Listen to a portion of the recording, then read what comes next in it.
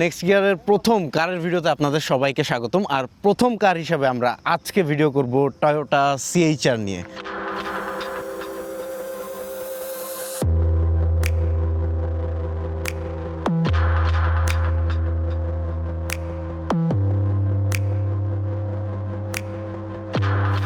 এবং আরও একটা মজার বিষয় হচ্ছে, আমার 1 বছর আগে থেকে ভিডিও করার কথা থাকলেও আমি আসলে তখন প্রপারলি রেডি ছিলাম না ভিডিও করার জন্য। স্টিল নাও যে আমি প্রো হয়ে গেছি সেটা বলবো না, বাট আমার প্রথম ভিডিওতে আমি চাবো আপনারা আমার সাথে থাকেন।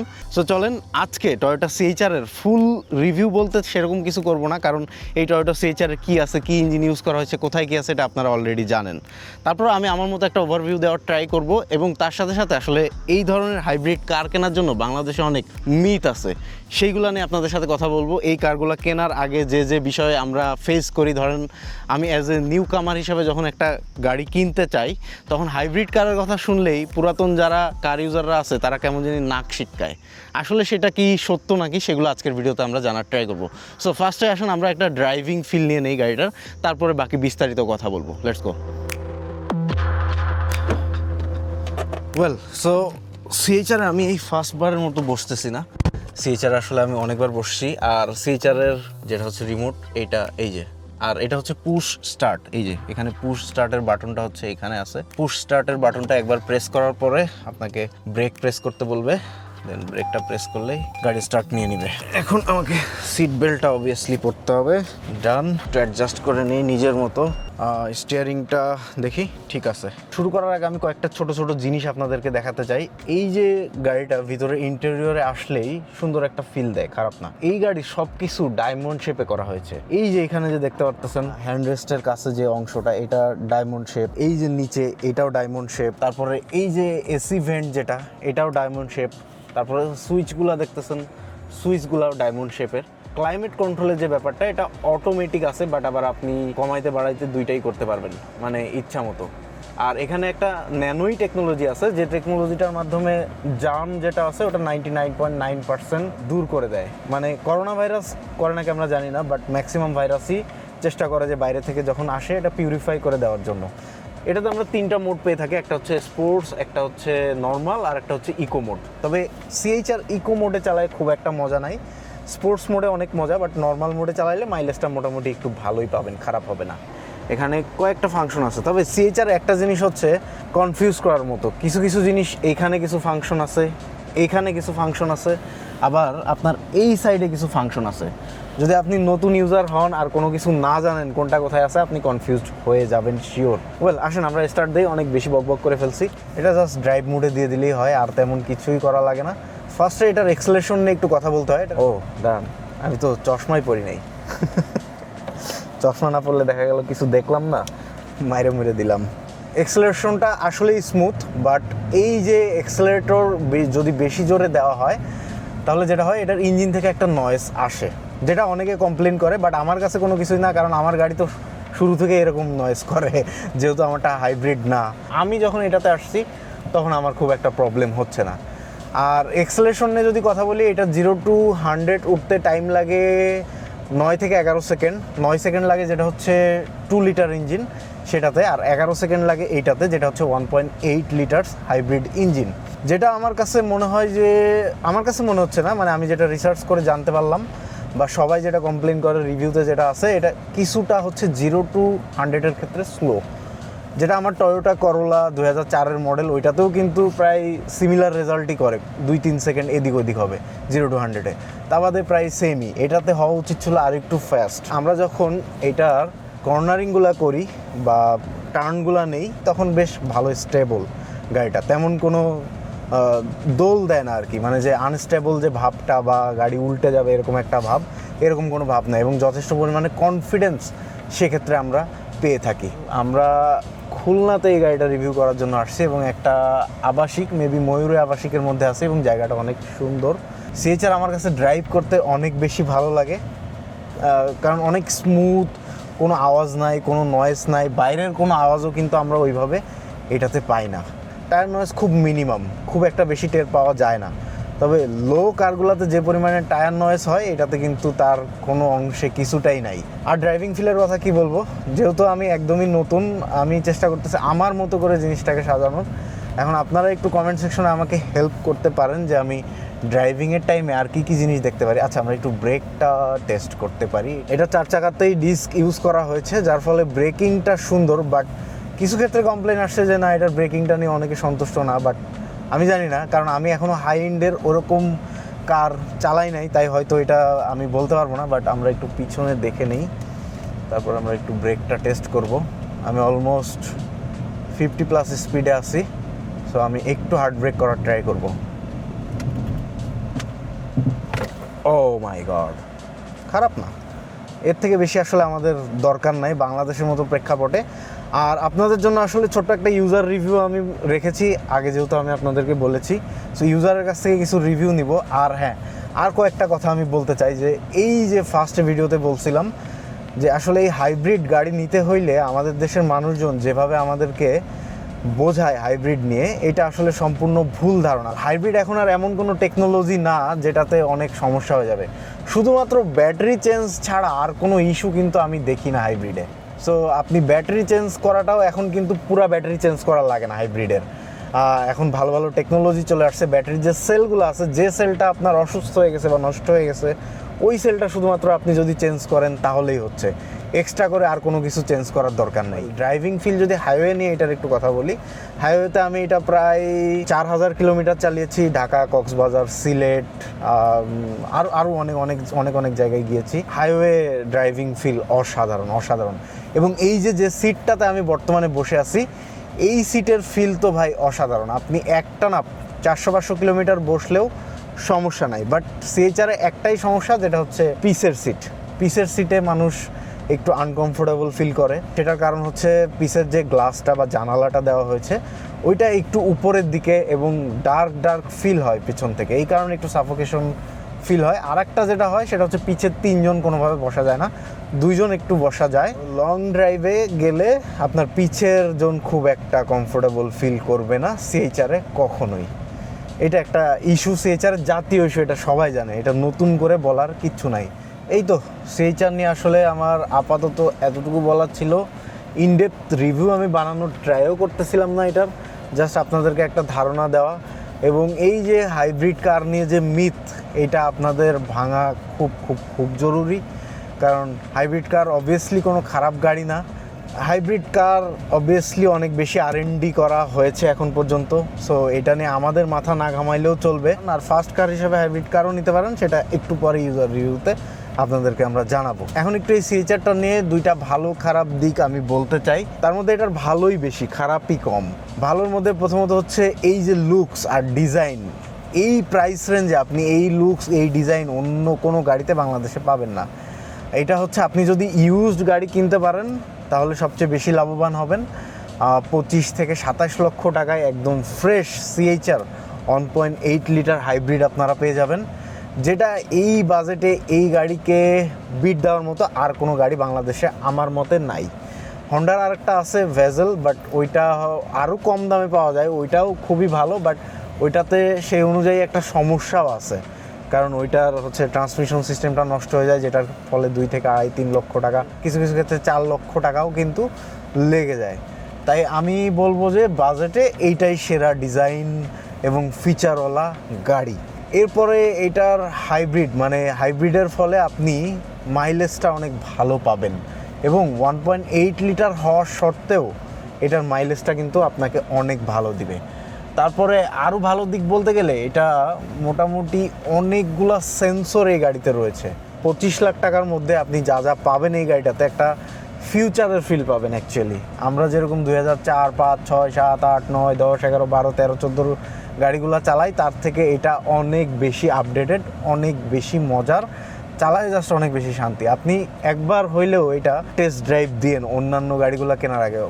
নর্মালি হয় কি, আমাদের দেশের মানুষজন হচ্ছে এরকম বাজেট হইলেই তারা প্রিমিয়াম এলিয়ন ছাড়া আর কিছু চয়েস করতে পারে না। সেক্ষেত্রে ওইটার হিসাবটা আর একটু আলাদা। প্রিমিয়াম এলিয়নে হচ্ছে আপনার পিছে ফ্যামিলি মেম্বার সহ বা ড্রাইভার রেখে চালানোর জন্য গাড়িটা বেস্ট। বাট এই গাড়িটা কিনতে হলে আপনি মনে রাখবেন, এটা ড্রাইভার রাখার জন্য এই গাড়িটা না, অবভিয়াসলি আপনার নিজেকে ড্রাইভ করতে হবে এই গাড়িটা, কারণ পিছনে বসে খুব একটা মজা এই গাড়িটাতে নাই।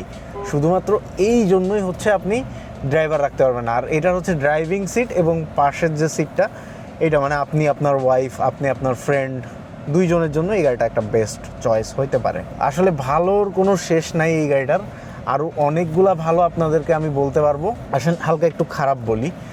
খারাপের মধ্যে প্রথম যেটা সেটা হচ্ছে 1.8 লিটার, মানে এটা হচ্ছে 1800 সিসির ইঞ্জিন। যেহেতু 1800 সিসির ইঞ্জিন সেহেতু বাংলাদেশে এটার ইয়ারলি ট্যাক্স অনেক বেশি, প্রায় ডাবল। আমরা যেখানে 1500 সিসির জন্য 25 থেকে 30,000 দিয়ে থাকি, এটাতে প্রায় 50 থেকে 55,000 টাকা ইয়ারলি পে করা লাগে আমাদের সরকারকে, যেটা একটা বিশাল ব্যাড সাইড এই গাড়ির। সেকেন্ডটা তো বারবারই বলতেছি, পিসের সিটটা একটু সাফোকেটিং ফিল দেয়, কারণ ওই যে জানালাটার কারণে, আর 3 জন বসে মজা পাওয়া যায় না। যদিও এটা 5 জন বসার গাড়ি না, 2 জন বসার জন্য এটা বেস্ট। এই গাড়িটা ফার্স্ট যখন ডিজাইন হয় তখন 2 সিটার হিসাবে ডিজাইন হয় এটা, বাট তারপরে ফ্যামিলি ইউজেসের জন্য বা এটাকে রোড টেস্টের জন্য এটাকে পরবর্তীতে 5 সিট করে দেওয়া হয়েছে। এরপরে আসলে আর যদি কোনো স্পেসিফিকভাবে খারাপ দিক এটার বলতে চাই তাহলে নাই। আর একটা বলা যায় যেটা আমি এর মধ্যে ইতিমধ্যে আপনাদের মাঝে শেয়ার করছি, যেটা হচ্ছে এটার 0 to 100 এর অ্যাক্সেলারেশন স্পিডটা একটু কম অন্যান্য গাড়ির সাথে বা হাই এন্ড গাড়ির সাথে তুলনা দিলে। বাট আশেপাশের যে গাড়িগুলো আছে সেগুলোর সাথে যদি তুলনা দেন ইটস ওকে, কোনো সমস্যাই নেই, একই কাছাকাছি আছে। যদি লাইক এলিয়ন, প্রিমিও এগুলোর সাথে দিতে চান তার থেকে একটু হলেও এগিয়েই থাকবে সব দিক থেকে। যদি আপনার হাইব্রিড ব্যাটারি চার্জটা ফুল থাকে তাহলে ফুলফিল আপনি পুরা দমে গাড়িটা রান করতে পারবেন। ওয়েল, সো এটার রাইডিং ফিলটা অসাধারণ। সরি, রাইডিং বলে ফেলছি, মানে বাইক রিভিউ করতে করতে রাইডিং বলে ফেলছি। এটা ভুল, এটা থাকবে ভিডিওতে, কোনো সমস্যা নাই, চাইলে কাট করে দিতে পারতাম। তবে এই ধরনের ভুল হবে। টয়োটা সিএচআর এমন একটা কার যেটার মাধ্যমে আপনি এসইউভি, হ্যাচব্যাক, তার সাথে সাথে হাইব্রিড এবং স্পোর্টি ফিল সব কয়টাই নিতে পারবেন। বাট এটা অ্যাকচুয়ালি প্রপার এসইউভি বলা চলে না, এটা হচ্ছে সাব কম্প্যাক্ট এসইউভি, মানে ফিল পাবেন সব কিছুরই আর কি। সামনে এলইডি হেডলাইট ইউজ করা হয়েছে, তার সাথে বিশাল ডিআরএল ইউজ করা হয়েছে, এবং এই এলইডিটা কয়েকটা ভাজে ভাজে করা, মানে এটা 3D ডিজাইন বললে ভুল হবে, এটা অ্যাকচুয়ালি 8D এলইডি লাইটস। এরপর এখানে একটা স্পয়লার আছে যেটা ফাংশনাল, আর এখানে একটা স্পয়লার ইনস্টল করা হয়েছে যেটা নন ফাংশনাল, এটা পরবর্তীতে ইনস্টল করা হয়। এবং একটা শার্ক পিন আছে যেটাও নন ফাংশনাল, এটারও কোনো কাজ নাই, জাস্ট ডিজাইনের জন্য দেওয়া হয়েছে। এবং আমরা যদি পিছনে একটু স্পেসটা আপনাদেরকে দেখাতে চাই, আসলে অনেক মালপাতি আছে এখানে অলরেডি, এবং এটার স্পেসটা মোটামুটি যথেষ্ট। এবং তার সাথে সাথে এই সিটগুলো একদম ফোল্ড করে দিয়ে দেওয়া যায়, সেক্ষেত্রে আরও অনেক বেশি স্পেস পাবেন যদি শুধুমাত্র 2 জন ড্রাইভ করেন এইটাতে। পিছন থেকে একটা কারের লুকসের জন্য সবচেয়ে বেশি জরুরি হচ্ছে এক্সস্ট, বাট এক্সস্টটা বাইরে থেকে দেখা যায় না, শুধুমাত্র আপনি নিচে এখানে গেলে এক্সস্টটা দেখতে পাবেন। এবারে আমি লুকস নিয়ে আসলে আর ডিটেলসে তেমন কিছু বলতে চাই না। হ্যাঁ, টেল লাইটটা নিয়ে একটু বলতে হবে। টেল লাইটটারও একটা 3D শেপ দেওয়ার ট্রাই করা হয়েছে, এখান থেকে একটু বের করে দিয়ে সামনের দিকে দিয়ে দেওয়া হয়েছে যাতে একটা 3D লুকস দেয়। বাট আমার পার্সোনালি এটার টেল লাইটটা খুব একটা পছন্দ হয় না। এরপরে গাড়ির ডিজাইন নিয়ে আর কথা বললে বলতে হয় এটার অ্যালয় হুইল নিয়ে। এটার যে অ্যালয় হুইল এটা হচ্ছে 18 ইঞ্চ, এবং স্টকে 18 ইঞ্চ আসে। তার সাথে যে টায়ারটা ইউজ করা হয় এটাতে মেবি স্টকে মিশিলিন থাকে না, বাট এটাতে মিশিলিন লাগানো আছে। এরপর আমরা কথা বলবো এই গাড়িটার ইঞ্জিনটা নিয়ে। এই যে ইঞ্জিনটা দেখতে পাচ্ছেন এটা সম্পূর্ণ হাইব্রিড একটা ইঞ্জিন, এবং এই ইঞ্জিনটা 1.8 লিটার, আবার 1.2 লিটার্সের একটা হয় যেটা টার্বো হয়, বাট ওটা বাংলাদেশে আমি এখনও পর্যন্ত দেখি নাই, আছে নাকি আমি জানি না, যদি থাকে আপনারা কমেন্ট করে জানাবেন। বাট এই ইঞ্জিনটা পাওয়ার জেনারেট করতে পারে 122 bhp, বাট এখানে কিছু কথা রয়ে গেছে। এই 122 bhpর মধ্যে কম্বাইনভাবে পাওয়ারটা জেনারেট করে। একটা হচ্ছে এটার ইলেকট্রিক যে মোটর, এটা থেকে একটা বিএইচপি উৎপন্ন করে, এবং আরেকটা রয়েছে হচ্ছে এটার মেইন যে ইঞ্জিন, ছোট্ট ইঞ্জিন, ওই ইঞ্জিনটা থেকে একটা বিএইচপি উৎপন্ন করে। এবং এই দুইটা কম্বাইন বিএইচপি অনেক বেশি, 122 বিএইচপির বেশি। কম্বাইন কেন কমিয়ে দেওয়া হয়েছে আমি একটু আপনাদেরকে এক্সপ্লেইন করতে চাই। এটা যেহেতু হাইব্রিড কার, এটার ব্যাটারিতে যখন ফুল চার্জ থাকে হাইব্রিড ব্যাটারিতে, তখন এটার বিএইচপিটা আরও অনেক বেশি আসে, প্রায় 150 বা 170-র কাছাকাছি। টয়োটা এমনভাবে এটার বিএইচপিটা কম্বাইনভাবে শেয়ার করছে যেটা মিনিমাম আপনি পাবেন, মানে 122 বিএইচপি আপনি মিনিমাম এটাতে পাবেন, এর নিচে কখনো পাবেন না। আর যখন হাইব্রিড ব্যাটারিতে ফুল চার্জ থাকবে তখন আরও বেশি পাবেন। সো আপনারা যদি কারোর সাথে ড্র্যাগ রেস দিতে চান, অবভিয়াসলি মেক শিওর করবেন আপনার হাইব্রিড ব্যাটারিতে ফুল চার্জ আছে, তাহলে বেশ পাওয়ারটা ভালো পাবেন আপনারা।